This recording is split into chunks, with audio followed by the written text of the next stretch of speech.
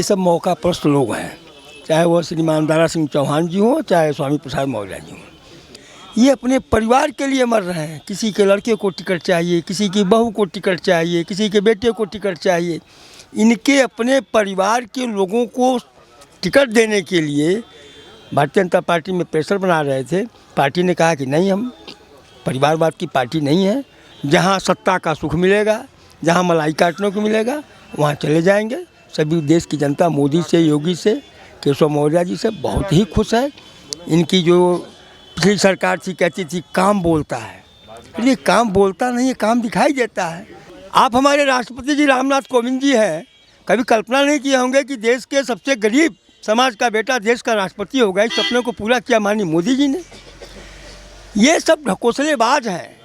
Bharatiya Janata party वास्तव में जो कहा जाता है कि पिछड़ों की, दलितों की, शोषितों की, अंबेडकर जी की जो सोच थी, पंडित दीनदयाल उपाध्याय जी की जो सोच थी, लोहिया जी की जो सोच थी, उसके अनुरूप समाज का वातावरण, सामाजिक वातावरण को, ताना बाना को चुस्त और दुरुस्त कर। भारतीय जनता पार्टी ने जो भी किया है अपने कार्यकाल में, टोटल गरीब, मजलूम, पिछड़े, दलितों के लिए काम किया है। मैं खुद भी दलित समाज का व्यक्ति हूँ और तमाम मैं जो योगी जी, मोदी जी की योजनाएं हैं, उस योजनाओं से मैं व्यक्तिगत रूप से लाभान्वित हुआ हूँ। मेरा कुनबा लाभान्वित हुआ है, मेरा समाज लाभान्वित हुआ है, मेरा गांव, क्षेत्र, जवार लाभान्वित हुआ है। और योगी जी को, मोदी जी को, कमल को कोई पीछे करने वाला नहीं है। ये सब मौका प्रस्त लोग हैं, चाहे वह श्रीमान दारा सिंह चौहान जी हों, चाहे स्वामी प्रसाद मौर्य जी हों। देश ने अंगड़ाई लिया और देश में सबसे पिछड़े तेली समाज के लड़के को, गरीब बेटे को देश का प्रधानमंत्री बनाया। इसी देश की जनता ने बनाया। पूरे देश के जितने भी दबे कुचले, शोषित, वंचित, पिछड़े लोग हैं, उनका मोदी पर अटूट विश्वास है। ये जो आ रहे हैं, जा रहे हैं, आया राम गया राम क्या है, ये अपने परिवार के लिए मर रहे हैं। किसी के लड़के को टिकट चाहिए, किसी की बहू को टिकट चाहिए, किसी के बेटे को टिकट चाहिए। इनके अपने परिवार के लोगों को टिकट देने के लिए भारतीय जनता पार्टी में प्रेशर बना रहे थे। पार्टी ने कहा कि नहीं, हम परिवारवाद की पार्टी नहीं है।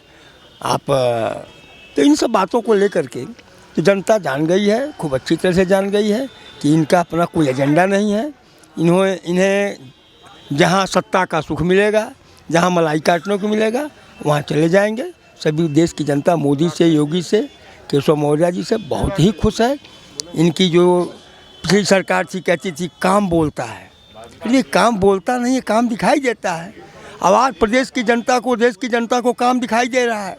चौड़ी चौड़ी सड़कें, 2 लेन, 4 लेन, काशी विश्वनाथ कॉरिडोर, भगवान श्री राम जन्मभूमि का मंदिर, मथुरा की बारी, ये तमाम ऐसे कार्य हुए हैं। धारा 370, 35A, 3 तलाक, ये ऐसे तमाम कार्य हुए हैं जो 70 साल के इतिहास में कभी नहीं हुए थे। उसको माननीय मोदी जी ने देश की जनता की आकांक्षाओं के अनुरूप पूरा किया है। यही काम है। माना जा रहा है कि योगी जी अयोध्या से लड़ने वाले हैं। बहुत अच्छी बात है। राम जो क्या है, गाना चल रहा है, जो राम को लाए हैं हम उनको लाएंगे। अब भगवान श्री राम की जन्मभूमि से योगी जी का चुनाव लड़ना, ये बड़े गौरव की बात है और इसका स्वागत किया जाना चाहिए। इससे पूरे देश में एक सांस्कृतिक संदेश जाएगा। जो नेता बीजेपी को छोड़ के गए हैं अभी उनमें ज़्यादातर ओबीसी समाज के हैं, तो इनकी हकीकत क्या है? ओबीसी का मतलब क्या है? जो अदर बैकवर्ड कास्ट, तो क्या ये फागू चौहान जी जो गवर्नर हैं बिहार के, इनको गवर्नर किसने बनाया है? भारतीय जनता पार्टी ने बनाया। आप हमारे राष्ट्रपति जी रामनाथ कोविंद जी हैं, कभी कल्पना नहीं किए होंगे कि देश के सबसे गरीब समाज का बेटा देश का राष्ट्रपति होगा। इस सपने को पूरा किया माननीय मोदी जी ने। ये सब ढकोसलेबाज हैं।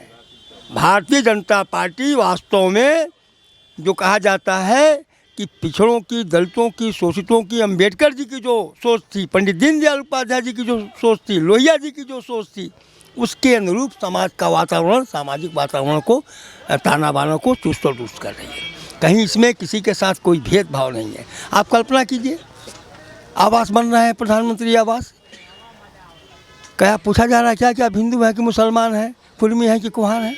जो भी गरीबी रेखा के नीचे है, जिसके पास छप्पर है, ये मोदी जी का कहना है, योगी जी का, कि अगर वो छप्पर में रह रहा है तो किसी भी जाति धर्म मजहब का हो उसका आवास बनना है।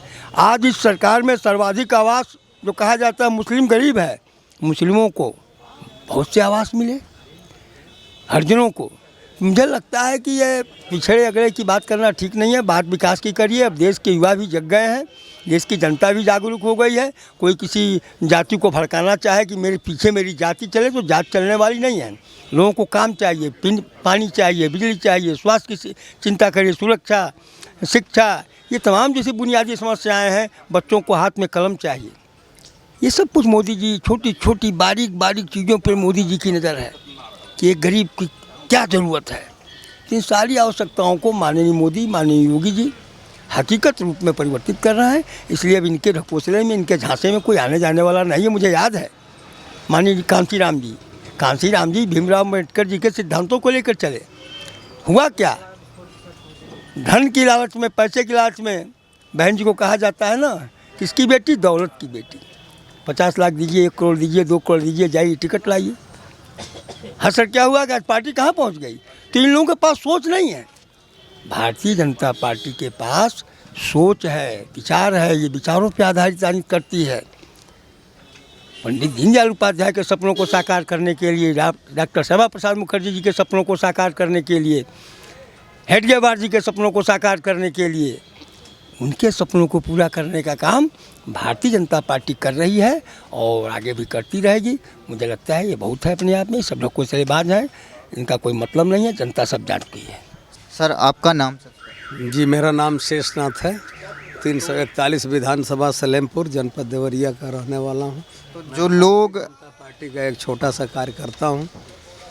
तो अखिलेश यादव हो, चाहे कांग्रेस हो, चाहे कोई भी विपक्षी पार्टी हो, वो इसको उपलब्धि के रूप में ले रहे हैं कि हमने भाजपा से ऐसे नेताओं को ले लिया है।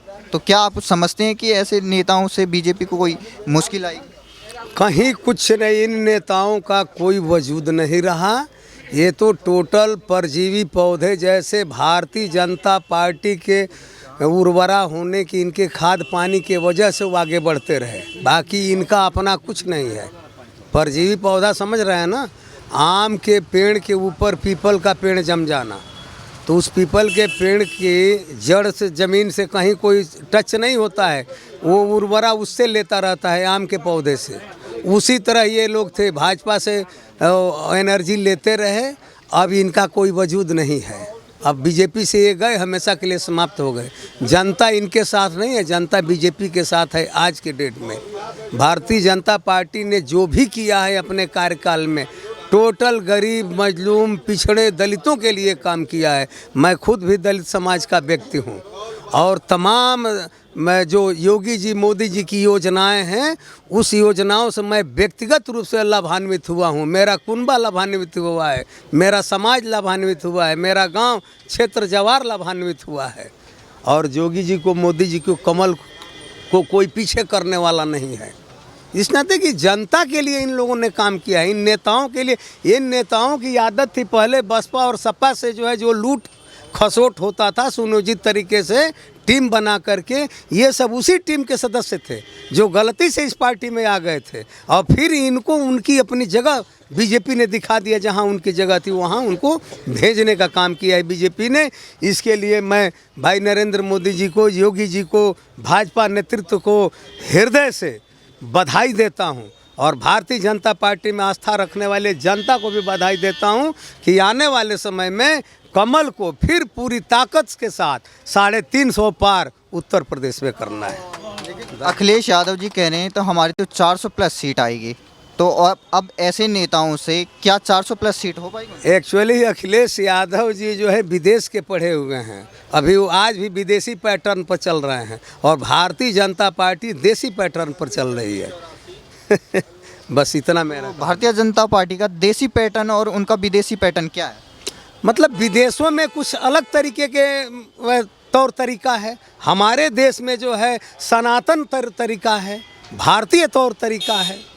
तो उसको अभी अखिलेश जी को समझने में उनके पापा जी बहुत अच्छी तरह से नहीं समझ पाए भारतीय संस्कृति को, तो वो कहाँ समझ पाएंगे। अभी उनको समझने में भी वर्षों लगेगा। सर आपका नाम?